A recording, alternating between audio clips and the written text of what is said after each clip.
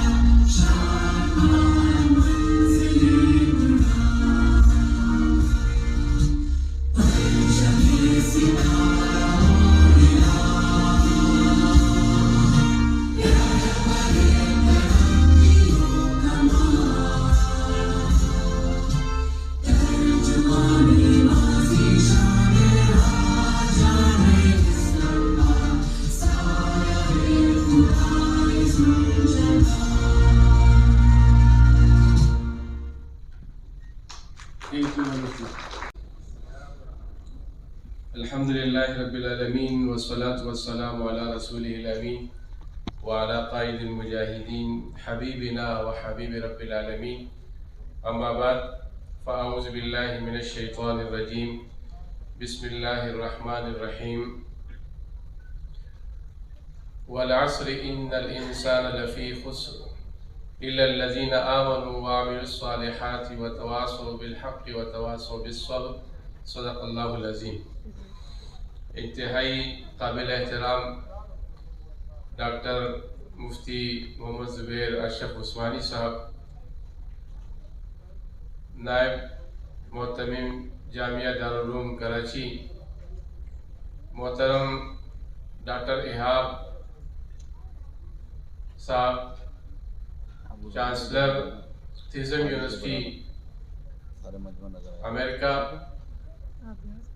اور میرے دیگر مہمانان گرامی اور قابل احترام میرے بھائیوں، دوستوں، بہنوں اور بیٹیوں، اللہ رب العالمین کا بڑا کرم ہے کہ اس نے ہمیں اس بات کی توفیق عطا فرمائی ہے کہ ہم یہاں ایک نیک کام کے لیے جمع ہیں اور خیر کی بات کہنے اور سننے کے لیے اور اپنے بڑوں اور علماء کرام کو سننے کے لیے جمع ہے۔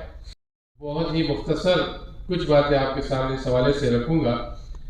جب ہم نے اس کام کا آغاز کیا تو اس وقت بزرگ علماء کرام سے مشورہ بھی کیا، ان کی رہنمائی میں کام شروع کیا، اساتذہ کرام کے پاس گئے اور اس کام کا آغاز کیا۔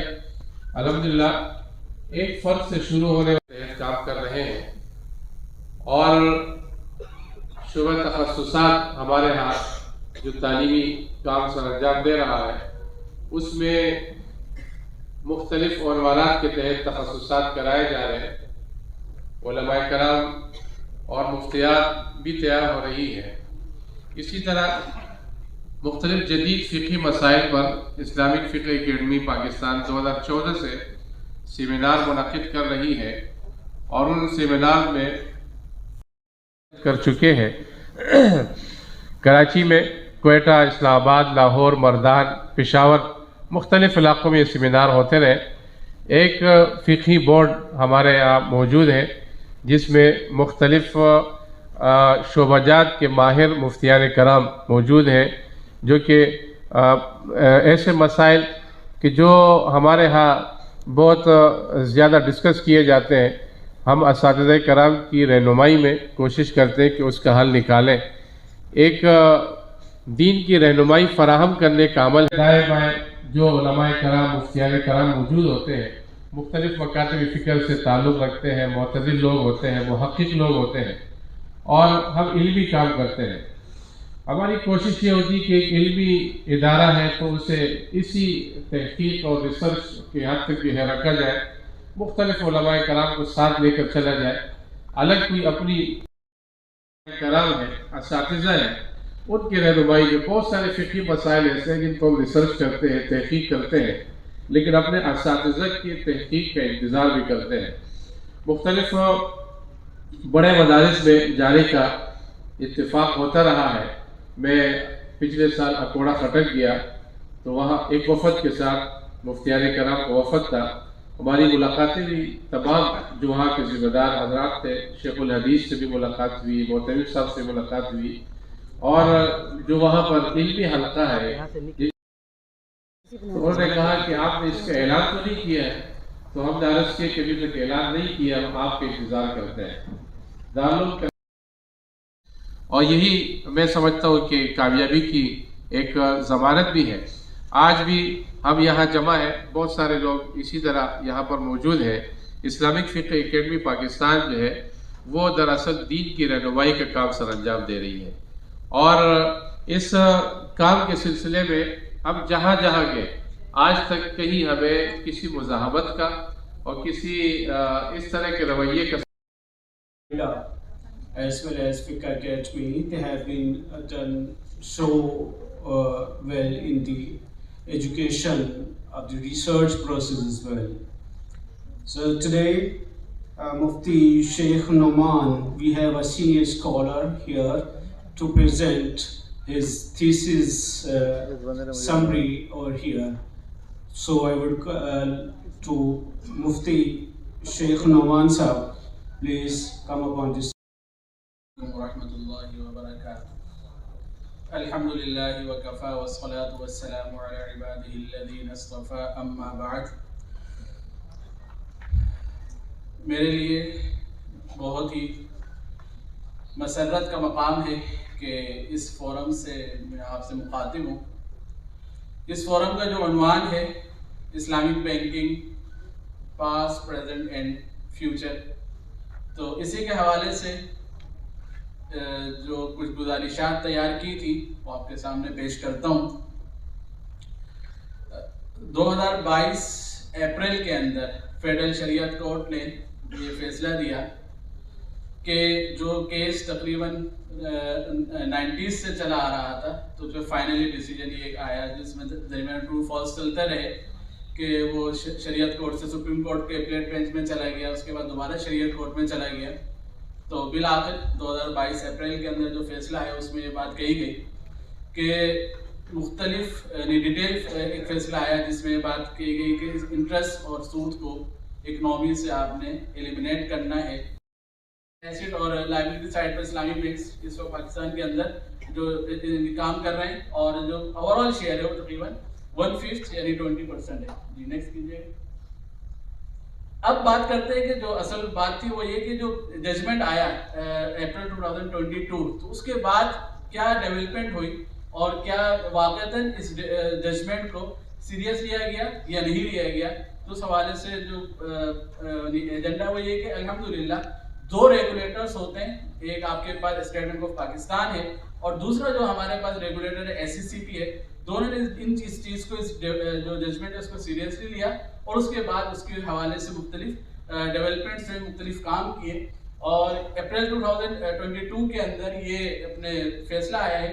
اچھا، اس کے بعد یہ جو فیصل بینک تھا یہ پہلے ہی تقریباً 5-7 سال سے کنورژن کے مرحلے میں تھا، لیکن دسمبر 2022 کے اندر الحمدللہ فیصل بینک نے کمپلیٹ کنورژن کی، جس کے یعنی कंप्लीट कन्वर्जन का मतलब है तकरीबन 600-650 ब्रांचेस थी और 5 साल के अंदर उन्होंने तमाम ब्रांचेस को अपने इस्लामिक बैंकिंग के ऊपर कन्वर्ट कर दिया। और ये बात कही जाती है कि ये जो कन्वर्जन है ये यानी दुनिया की तारीख की सबसे बड़ी कन्वर्जन थी जिसमें इतना बड़ा बैंक जो सऊदी कॉन्ट्रैक्ट की बुनियाद पर काम कर रहा था उसने अपने आप को कंप्लीट कन्वर्ट कर दिया एक इंटरेस्ट फ्री बैंक की तरफ। और ये केस स्टडी इस हवाले से है कि ये एक रास्ता है म्यूचुअल फंड्स वगैरह हैं तो उनके हवाले से एक डिटेल गाइडलाइन जारी की कि अगर कोई म्यूचुअल फंड है, कोई इंश्योरेंस कंपनी है या अपने और कोई नॉन बैंकिंग फाइनेंशियल इंस्टीट्यूशंस हैं और वो कन्वर्ट होना चाहते हैं इस्लामिक की तरफ तो उनके लिए क्या स्टेप्स होंगे, किस तरीके से वो करेंगे, उसकी एक डिटेल गाइडलाइन SECP ने जारी की। और इसी तरीके से SECP ने 2017 और 2018 के अंदर डिफरेंट शरिया कंप्लाइंस, शरिया एडवाइजरी और शरिया रेगुलेशन के हवाले से रेगुलेशन जारी की थी। 2023 में उसको मजीद कंप्रहेंसिव किया है। तो ये स्टेप्स हैं जो इस बात की नवीद सुना रहे हैं कि इंशाअल्लाह वक्त के साथ साथ ये जो एक स्टेप उठाए यानी इस्लामी बैंकिंग और इंटरेस्ट फ्री इकनॉमी की तरफ, उम्मीद है कि इंशाअल्लाह वक्त के साथ साथ यानी टारगेट 2027 किया गया, 2028 किया गया है, हो सकता है इसमें 19-20 हो जाए, लेकिन अल्हम्दुलिल्लाह सिर्फ एक दुरुस्त सिर्फ की तरफ पेशरफ्त हो रही है। और जो एक मेहनत है, कोशिश है कि किसी तरीके से इस इकनॉमी से हम यानी इसको मुकम्मल इस्लामिक इकनॉमी की तरफ कन्वर्ट कर सकें और इंटरेस्ट फ्री तकरीबन 500 के करीब ब्रांचेस हैं जो कि जिनमें इजाफा हुआ है वो कन्वर्ट हुई हैं। यानी इस न्यू इस्लामिक बैंकिंग ब्रांचेस भी हैं, सो उनमें कन्वर्जन भी है। तकरीबन 1 साल के दौरान ये 500 ब्रांचेस हैं जो कि कन्वर्ट होकर या इजाफा हुआ है मीशत के अंदर और वो इस्लामिक बैंकिंग के तौर पर काम कर रही है। जी नेक्स्ट कीजिएगा। बाकी इस वक्त जो करंट सिनेरियो है वो ये है कि यानी हमारे जो एसेट और डिपॉजिट साइड है यानी इस्लामिक बैंकिंग का जो शेयर है ओवरऑल बैंकिंग सेक्टर के अंदर वो 19.9 और 21.9 अराउंड 20% हो गया। बाकी जो ग्रोथ है तकरीबन 20% डिपॉजिट की भी और इसी तरीके से एसेट की भी। और इस वक्त करंट जो ब्रांचेज हैं तकरीबन 4,500 ब्रांचेज हैं जो कि इस्लामिक बैंकिंग की सर्विसेज प्रोवाइड करें, जिसमें मैंने बताया कि 6 जो है आपको फुल फ्लेज बैंक्स हैं और साथ ही जो है तकरीबन 17 जो है वो विंडोज़ हैं जो कि इस्लामिक बैंकिंग की सर्विसेज फ्राहम कर रही हैं। जी नेक्स्ट कीजिएगा। बाकी अल्हम्दुलिल्लाह यानी उस शरीयत कोर्ट के फैसले के बाद एक तो आपके ZTBL जो कि हालांकि गवर्नमेंट बैंक है लेकिन उसने भी ऐलान किया कि हम कन्वर्ट होंगे इस्लामिक बैंकिंग की तरफ, और इसी तरह SIBL इस्लामिक बैंकिंग की तरफ। तो जो एग्जिस्टिंग जो कन्वेंशनल बैंक्स हैं, कन्वेंशनल इदारे हैं, उनके लिए गाइडलाइन भी मौजूद है और अल्हम्दुलिल्लाह वो कन्वर्जन की तरफ अब आगे जा रहे हैं। जी नेक्स्ट कीजिएगा। बाकी ये मैंने अर्ज़ किया था कि 2028 का जो विजन स्टेट बैंक है उसमें उन्होंने इस बात को शामिल किया कि इस्लामिक बैंकिंग किस तरीके से जो है वो शरिया कंप्लाइंट बैंकिंग की तरफ हम कन्वर्जन करेंगे। तो उसके अंदर एक सबसे अहम रेगुलेटरी इन्वायरमेंट है, उसके बारे में बात होगी आपसे। इसी तरह transfer existing conventional banks Islamic जो इस वक्त एग्जिस्टिंग कन्वेंशनल बैंक उनको इस्लामिक की तरफ कन्वर्ट करना, उसकी गाइडलाइन वगैरह स्टेट बैंक ने इशू की है। देख और इसी के साथ साथ जो सबसे अहम है जो इस वक्त के फोरम से मैं कहना भी चाहूँगा वो ये कि कैपेसिटी बिल्डिंग और अवेयरनेस। अब तक इस्लामी बैंक यानी अल्हम्दुलिल्लाह बैंक इस्लामी में होता हूँ, पिछले 10 साल से बैंक इस्लामी में हूँ तो और मुख्तलिफ जगहों पर जाना होता है, तो अवेयरनेस की कमी अब भी। मुझसे पहले मुफ्ती शेख नोमान भाई ने आपके सामने इस्लामिक बैंकिंग की मौजूदा सूरत हाल के हवाले से गुफ्तगू रखी। इत्तेफाक की बात है कि हमने डिस्कस नहीं किया था अपना टॉपिक, एक इनिशियल बात तो हुई थी लेकिन एग्जैक्ट क्या प्रेजेंट करना है, लेकिन बेस वो बना गए। अब उससे अगली बात पे ही मैं बात करूँगा कि मुफ्ती नोमान भाई ने बताया आपको कि पाकिस्तान में इस्लामिक बैंकिंग इस वक्त 20% है और मुसलमान कितने फीसद हैं? 96% मुस्लिम हैं। तो पाकिस्तान ब्यूरो ऑफ स्टैटिस्टिक्स के मुताबिक 96.28% मुस्लिम हैं पाकिस्तान में और 20% इस्लामिक बैंकिंग है।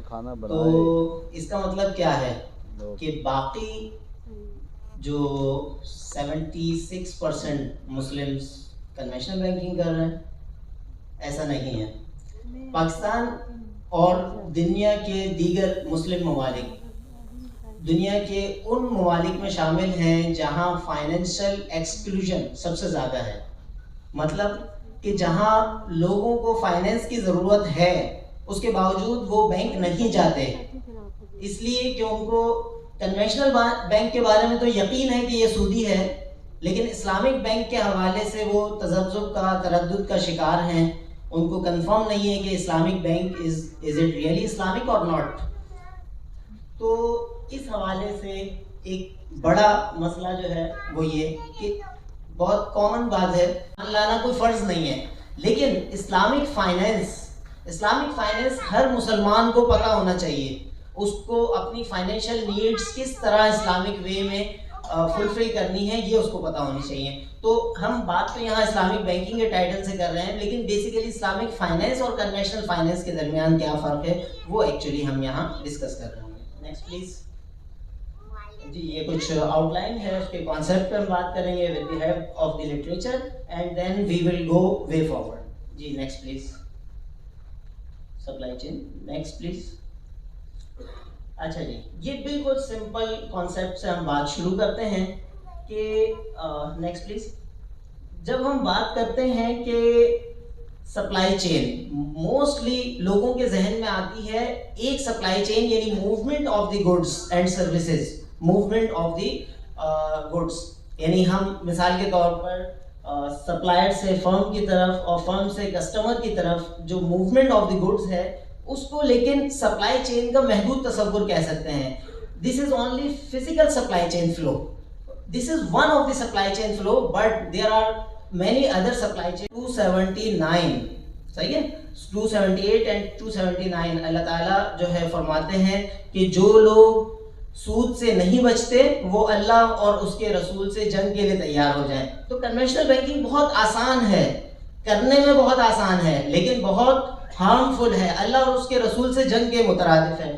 تو اس میں کنونشنل بینکنگ کو کسی آنرشپ سپلائی چین فلو میں انوالو ہونے کی ضرورت نہیں ہے. جسٹ اس فرم کو وہ لون دے گی، قرض دے گی، اور قرض کے اوپر جو ہے وہ جو بھی اضافہ ہوگا وہ سود ہوگا. یہ سمپل ایک معروف اصطلاح ہے، آپ میں سے اکثر مدارس سے تعلق رکھتے ہیں وہ اس کو جانتے ہیں، جو نہیں جانتے وہ بھی قرض کے اوپر اضافہ یہ سود ہے، سمپل اس کی ڈیفینیشن. تو کنونشنل فائنینس میں دوسرے سپلائی چین فلوز کو یعنی physical supply chain flow, financial supply chain flow, اسی طرح آنرشپ سپلائی چین فلو کو نہیں چھیڑا جاتا. انفارمیشن سپلائی چین فلو کو چھیڑنا ان کی بھی مجبوری ہے کیونکہ ان کو فائنینس اگین دس از یہ Turkish journal of Islamic economics میں پبلش ہوئی، یہ پبلکلی اویلیبل ہے. بلکہ جب کہ آپ گوگل اسکالر میں جسٹ لکھیں گے، گوگل اسکالر ریسرچ کا ایک سرچ انجن ہے، اس میں سمپل اسلامک فائنینس اور سپلائی چین کمبائنلی لکھیں گے تو یہ والی پبلیکیشن جو ہے پبلکلی اویلیبل ہے الحمدللہ. تو اس میں جو ہے یہ وہی والی بات، صرف مرابحہ کی ٹرانزیکشن کو ہم نے لیا ہے. کنونشنل بینک پہ جائیں گے، جسٹ لون دیا اور پرنسپل اگینسٹ میں. اس کے بعد جو ہے نیکسٹ اگر اسی ٹرانزیکشن کو raw material have you with us and other respected guests, especially respected Mufti Muhammad Zubair Usmani Sahib and all other audience. In this international research symposium, we are having different diversified speakers with different backgrounds, and especially my younger presenters, as they have presented their models from academia, their findings of research. And this is not only research that is being conducted in one off corner. Rather, they have conducted this research and after this one in publishable form, they extracted different research papers in national and international journals, well-recognized journals as they were mentioned. These are published. It means they are having worth. That is, what are the basic terms? Up to when we are not going to create awareness, my respected speakers with this, as they were asking, that we are having 20% Islamic banking and 98% Muslim population there in Pakistan. But we need to tell them that what is Islamic finance, what is Islamic banking. Islam is not all about devotional acts of ibadah.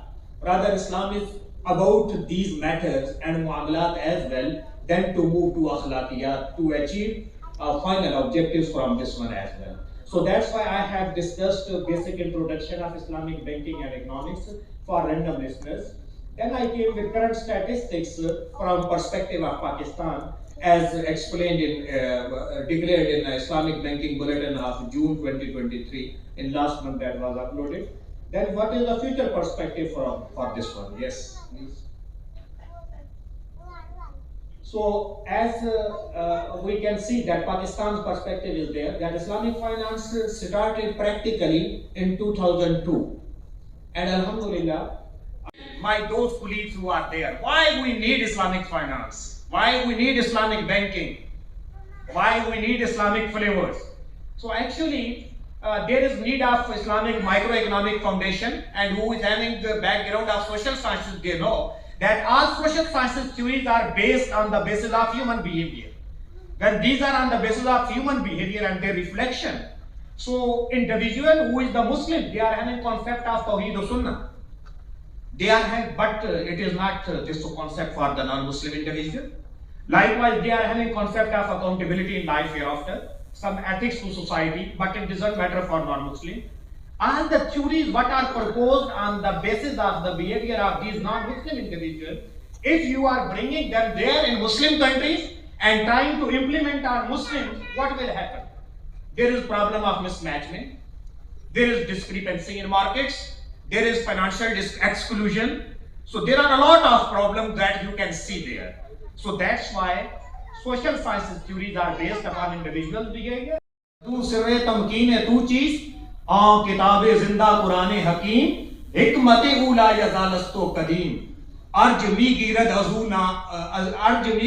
अजूना Arjuman Bhandara Sajad असजदा sir बुलंद हरफ ऊरा रैब ने तब्दील ने आया अशर्मिंदा तावील ने.